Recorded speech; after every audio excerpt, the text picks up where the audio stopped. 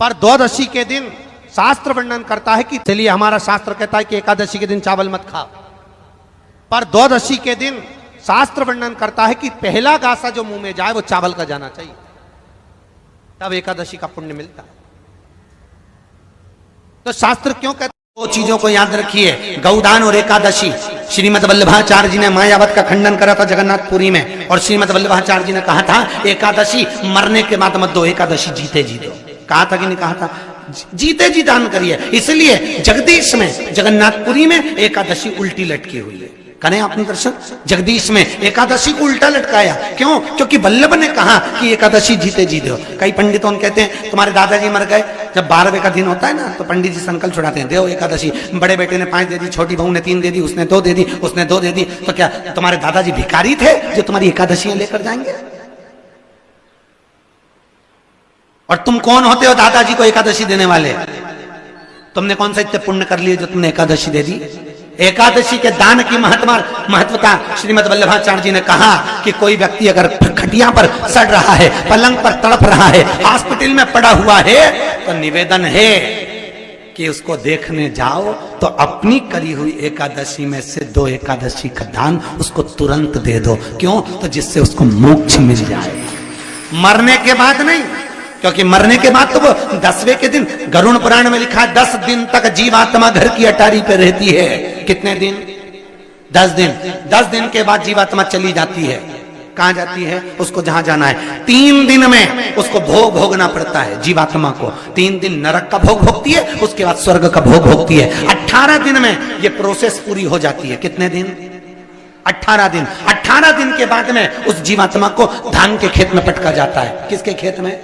धान के, चावल के खेत में। इसलिए कहते हैं एकादशी के दिन चावल मत खाओ। जैसे पीपल के पत्ते में पराग होता है,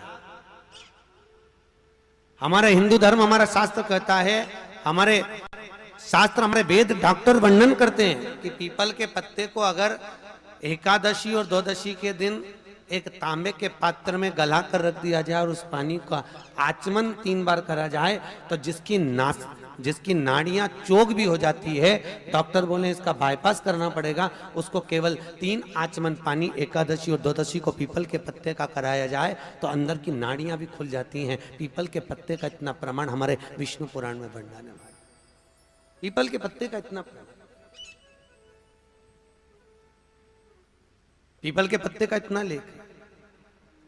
जैसे चर्म रोगधारी व्यक्ति होता है ना, जिसकी चमड़ी सफेद पड़ जाती है, तो उसको क्या करना चाहिए?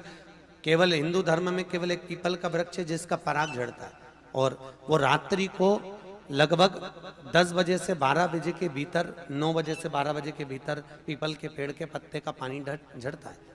उसके नीचे एक थाली रख देना चाहिए, और उस थाली में पीपल के पेड़ के नीचे रख दो, और उसका पराग जब झड़ जाए वो पानी को बाल्टी में धो लो, और धोने के बाद थाली को उस पानी से 15 दिन, 8 दिन, 20 दिन स्नान करिए। धीरे धीरे चर्म रोग समाप्त हो जाता है। सफेद जो चमड़ी पड़ी वो वापस अपने रंग में आना चालू हो जाती है। कोई डॉक्टर कोई नहीं दिखा। किसी को धन की तकलीफ हो, उसकी पूर्ति कौन करेगा? मान लो अगर मैंने बना भी दिया इस संसार सागर को, ब्रह्मा जी कर रहे हैं, अगर मैंने बना दिया इस संपूर्ण सागर को, अगर मनुष्य की देह भी बना दी, तो इसका भरण पोषण करने वाला कौन होगा? स्वयं त्रिकालदर्शी शंकर भगवान विष्णु के यहाँ। तो भगवान विष्णु उठकर खड़े हो गए कि भोलेनाथ आए हैं, आइए प्रभु पधारो, आपका आगमन हुआ है नाथ। भगवान शंकर जैसे ही सामने पहुंचे तो भगवान विष्णु ने लक्ष्मी जी से कहा, लक्ष्मी संपूर्ण कार्य को छोड़ दीजिए, और संपूर्ण कार्य छोड़कर आज भगवान देव अधिदेव महादेव आए हैं, उनके आदर में लग जाइए।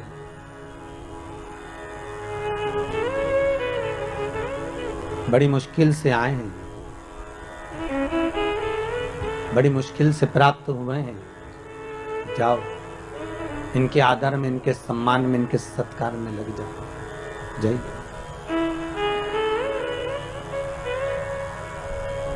लक्ष्मी जी सबसे पहले अगर कहीं गई तो माता लक्ष्मी ने, जैसे भगवान विष्णु ने कहा कि इनका आदर करो, सम्मान करो, सत्कार करो, तो लक्ष्मी जी अगर सबसे पहले अगर कहीं गई तो माता पार्वती के पास गई, और जगत जननी जगदम्बा पार्वती जी ने पूछ लिया, लक्ष्मी कैसे आना हुआ, क्या बात है, तुम्हारे आने का कारण क्या है, तुम क्यों आई हो? लक्ष्मी जी बोली, पार्वती, आज भगवान भूत भावन भूतेश्वर भगवान शंकर, आज त्रिलोकी का नाथ त्रिकालदर्शी कैलाशी अविनाशी शिव बैकुंठ में आए। पार्वती जी बोली कि शंकर और बैकुंठ?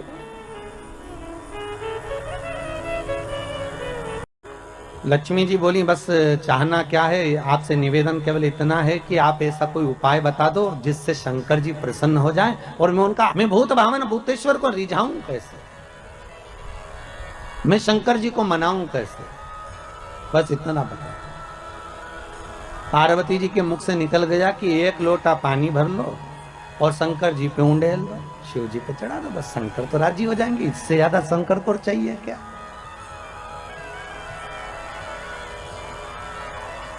अब लक्ष्मी जी ने बड़े मन से पार्वती से कहा कि शंकर को पानी तो चढ़ा दूंगी मैं, पर एक निवेदन करूं मैं कि शिव को कौन सा जल प्रिय लगता है, हम शंकर को कौन सा जल चढ़ाने की शंकर प्रसन्न हो जाए।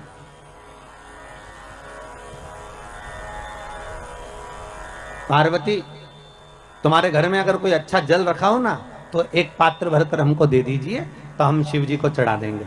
और शिव महापुराण की कथा बार बार कहती है कि मंदिर जाओ तो मंदिर का लोटा उठाकर मंदिर का ही पानी भरकर मंदिर के शंकर को मत चढ़ाओ। शिव महापुराण कहती है अगर शंकर को जल चढ़ाना है तो अपने घर का जल लेकर। किसके घर का जल? अपने घर का, दूसरी जगह का नहीं।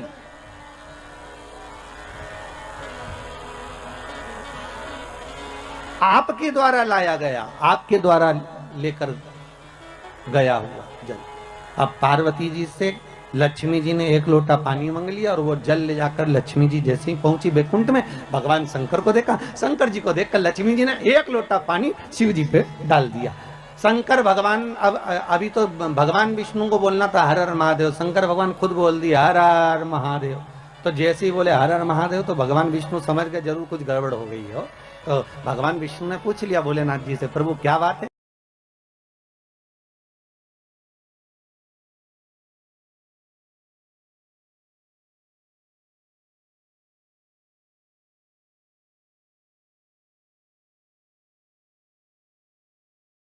जब लगे आपको कि दरिद्रता बहुत ज्यादा है, किराया तक नहीं है, मैं कैसे जाऊं? मंदार और शमी ने, दोनों ने मिलकर भगवान शिव की आराधना करी और देवादिदेव महादेव ने वर दे दिया, सुनो शमी और सुनो मंदार, यदि कोई भूल से भी आपकी पत्ती, आपका पुष्प मुझे समर्पित कर देगा, सुनो मंदार, सुनो शमी, अगर कोई भूल से भी आपकी पत्ती, आपका पुष्प मुझे समर्पित कर देगा, उसे हजारों अश्वमेध यज्ञ के स्नान का जो पुण्य होता है वो एक क्षण में प्राप्त हो जाए। हजारों अश्वमेध यज्ञ का पुण्य, हजारों अश्वमेध यज्ञ का पुण्य एक क्षण में प्राप्त हो जाए। ये मंदार, ये शमी, हजारों अश्वमेध यज्ञ का पुण्य एक साथ। शमी की पत्ती देखिए आप लोगों ने, जम के तो बोले जरा, देखिए मंदार पुष्प भी देखा हुआ है। अब शमी की जो पत्ती होती है, उस शमी की पत्ती को भगवान देवादिदेव महादेव पर चढ़ाने का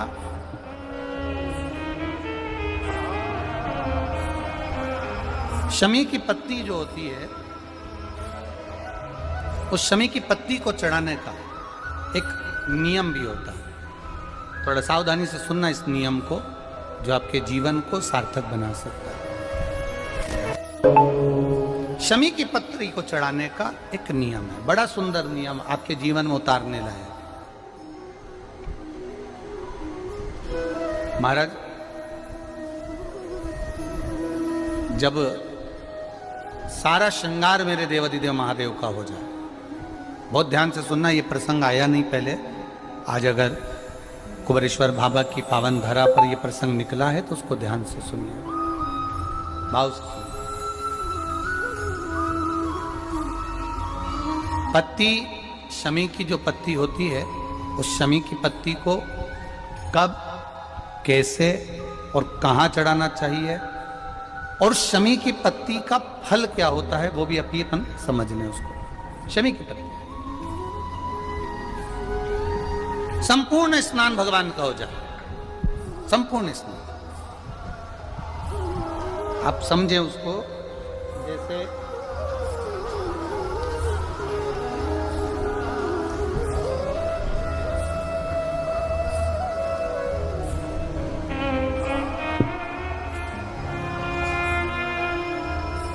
ये शिवलिंग है, जलाधारी, जल निकल कर जाने का स्थान, गणेश, कार्तिकेय, अशोक सुंदरी, जलाधारी मतलब माता पार्वती जी का हस्त कमल, शिवलिंग शिव का स्वरूप, ऊपर जो जलाधारी लगी है उसमें से एक एक बूंद जो पानी नीचे गिर रहा है, जो पानी नीचे गिर रहा है, शिव जी की बेटियां जया, विषहरा, शामली बारी, दौतली, देव, शिव जी की पुत्री बेटी। अब जब देवाधिदेव महादेव को शमी का पत्ता चढ़ाया जाता है, कब चढ़ाते हैं, जब आपने संपूर्ण जलाधारी को हाथ से साफ कर दिया हो, शिवलिंग पर जल चढ़ा दिया हो, शिवलिंग का पूरा श्रृंगार आपने कर दिया, संपूर्ण श्रृंगार मेरे देवाधिदेव महादेव का हो गया, संपूर्ण श्रृंगार। बाबा को चंदन का लेपन, अबीर, गुलाल, अक्षत, बेलपत्र, धतूरा, जो भी तुम्हें चढ़ाना है सब कुछ तुमने चढ़ा दिया, सारा श्रृंगार मेरे देवाधिदेव महादेव का हो गया। तब शमी की पत्ती को मां जगत जननी की जो जलाधारी है उस पर मात्र स्पर्श कराकर शिव के शिवलिंग पर आखिरी में समर्पित कर देना चाहिए, जिससे हमारी मन की जो कामना है वह मां जगत जननी देवाधिदेव महादेव से उनके कानों में श्रवण करे। बहुत दुखी जीवन। तब बेलपत्र और शमी पत्र का प्रयोग जरूर करके देखना। प्रैक्टिकल करने में कुछ नहीं जानता, प्रैक्टिकल करने में क्या जानता, करके देखना। उस समय पर जैसे वो कहते हैं ना कि कोई कहने वाला कह दे कि महाराज जी, वो एक महाराज प्रवचन दे रहे थे और प्रवचन में देते देते देते देते किसी ने, महाराज जी प्रवचन दे रहे थे कि मदिरा का पान नहीं करना चाहिए, नहीं पीना चाहिए, गलत है, नाली में पड़ा होता है, व्यसन में पड़ा होता है, ऐसा पान ना करो। एक महाराज का पेचेन वाला खड़ा हो गया, उसने खड़े होकर कह दिया, ओ महाराज तुम इतनी बड़ी बड़ी बात कर रहे हो, तुम्हारा सगा भाई तो पी के नाली में पड़ा, गटर में पड़ा। महाराज जी को क्रोध नहीं आया, समझ थी। महाराज जी ने कहा, भैया देख, मैं भी प्रवचन दे रहा हूँ, मेरा भाई भी प्रवचन दे रहा है, मैं मुंह से समझा रहा हूँ कि पीकर लोग नाली में गिरते हैं, गटर में गिरते हैं, मेरा भाई प्रैक्टिकल करके दिखा रहा है कि मत पिया, मत पियो। प्रैक्टिकल वाली बात है। शमी पत्र, बेलपत्र का एक बार जीवन में प्रैक्टिकल कर देखना, प्रैक्टिकल करना। जैसे आपको कहा कि आपका विश्वास अगर पक्का है, भरोसा अगर दृढ़ है, और शंकर के प्रति अगर आपका विश्वास पक्का है, आप 7 दिन यहाँ रुके हुए हो, 5 दिन रुके हुए हो, या यहां से अपने घर जाओगे, निश्चित है वो रुद्राक्ष कहीं से भी आए, कैसे भी आए, तुम्हारे पास पहुंच जरूर जाएगा। जिस नारी के ऊपर पितरों की छाया होती है, घर के बुजुर्गों की, घर के पूर्वजों की छाया होती है, ध्यान देना, वही व्रत श्रेष्ठता से कर पाती है। व्रत की श्रेष्ठता उसमें अपने आप आ जाती है। अगर उसके साथ में अगर पितरों की कृपा है, तो पूर्वजों का अगर आशीर्वाद है, तो व्रत वो अच्छे से कर सकेगी।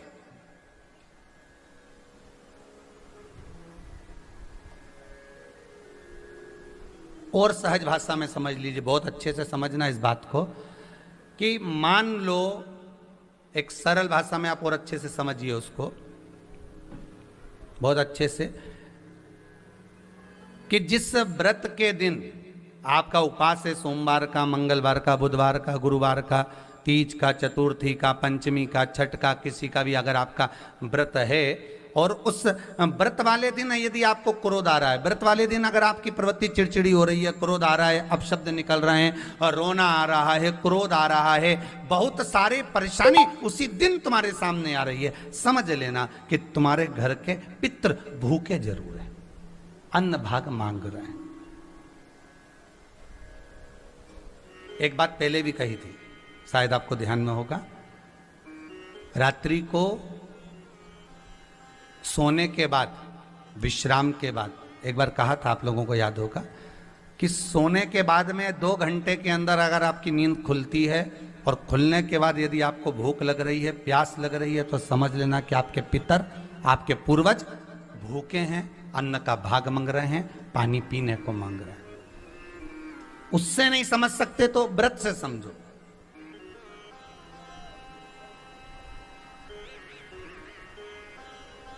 व्रत से समझ लो।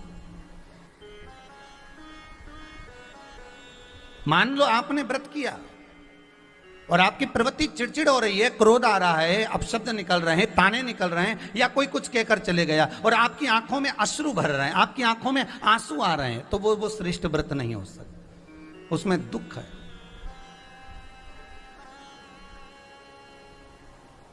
पुष्प ताजा है तो आप भगवान को दोगे, सही है कि गलत है? केला अच्छा है तो भगवान को दोगे, वो काला पड़ गया तो तुम भगवान को दोगे क्या? अंदर से गल चुका है तो भगवान को दोगे क्या? नहीं, आप भगवान को दोगे। कोई फल ताजा है तो आप भगवान को दे दोगे, कोई पुष्प ताजा है, अच्छा है तो आप भगवान को दोगे। अगर पुष्प मुरझा गया तो भगवान को दोगे क्या? पुष्प बेकार हो गया तो भगवान को दोगे क्या? नहीं। उसी तरह व्रत होता है, उसी तरह हमारा व्रत है।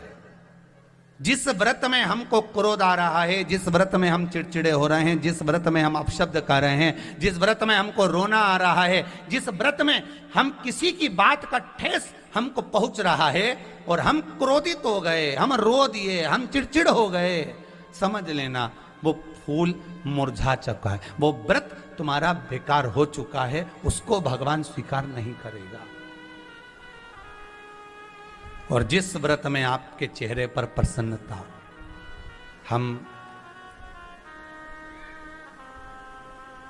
इस व्यासपीठ से कहना चाहेंगे कि जितने भी यजमान यहाँ कथा करवाने आते हैं, जितने भी यजमान यहाँ पहुँचते हैं या ऑनलाइन वहीं से बैठकर पूजन कर कर कथा करवाते हैं, हम उनको भी कहते हैं कि 7 दिन की आपकी शिव महापुराण की कथा है, 5 दिन की आपकी शिव महापुराण की कथा है, 9 दिन की आपकी शिव महापुराण की कथा है।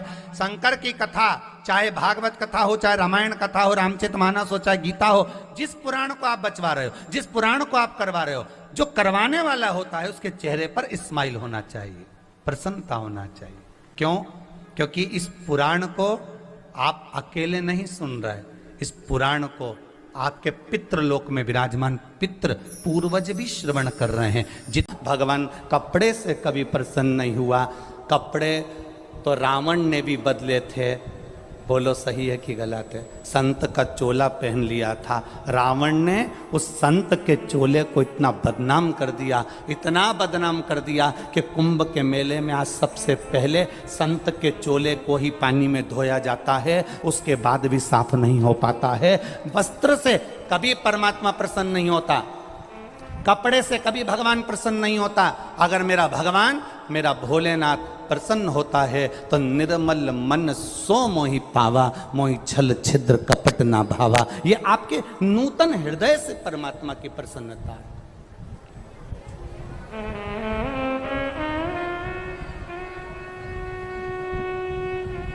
ये आपके नूतन हृदय से परमात्मा की प्रसन्नता का भाव है, आपके हृदय से भगवान की प्रसन्नता है। भगवान को ना तुम्हारा वस्त्र देखता है, ना भगवान तुम्हारी दौलत देखता है, ना भगवान तुम्हारा धन देखता है, ना भगवान तुम्हारा वैभव देखता है। भगवान अगर देखता है तो केवल तुम्हारे मन में जो भोलापन है, तुम्हारे मन में जो श्रद्धा समाई है, तुम्हारे मन में जो विश्वास जागृत हुआ है परमात्मा के प्रति, परमात्मा केवल वही देखता है, उसके सिवाय भगवान कुछ नहीं देखता।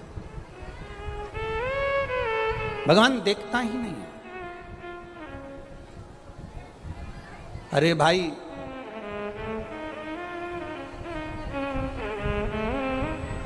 एक से बढ़कर एक कपड़े की दुकान पर, शोरूम में पुतले पहने रहते हैं। बोलो पहनते कि नहीं पहनते?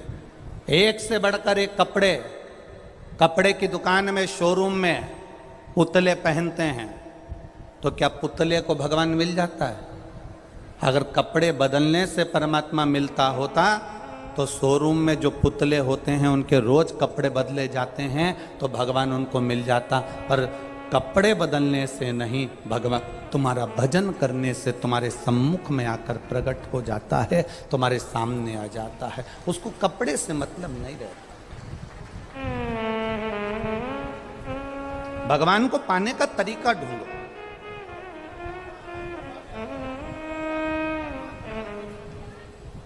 भगवान को पाने का जब तरीका हम ढूंढेंगे, भगवान को पाने का जब तरीका ढूंढने का हम प्रयास करेंगे, भगवान को पाने का जब हम प्रयास करेंगे तो हमारा परमात्मा हमारे सामने होगा।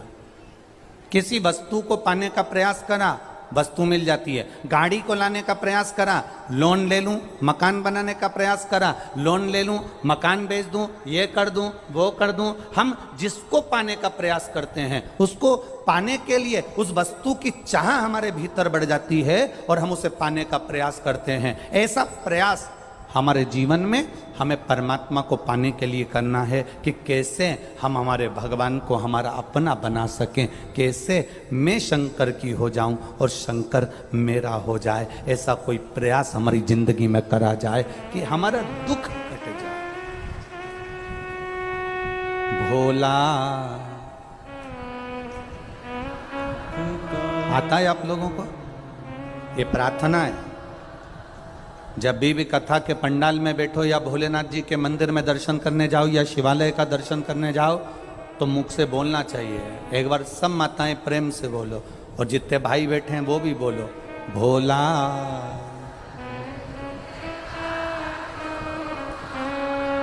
ओ भोला सब दुख काटो,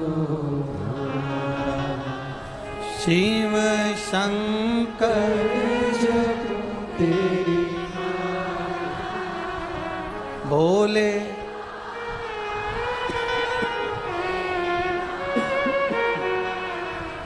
भोला सब दुख काटो, ओ भोला सब दुख काटो। ये शिव की प्रार्थना, शंकर भगवान को निवेदन, शंकर का अनुमोदन, शिव भक्ति, शंकर भगवान से प्रार्थना, अपने हृदय से शिव से कहना, अपने मन से भगवान शंकर का गुणगान करना।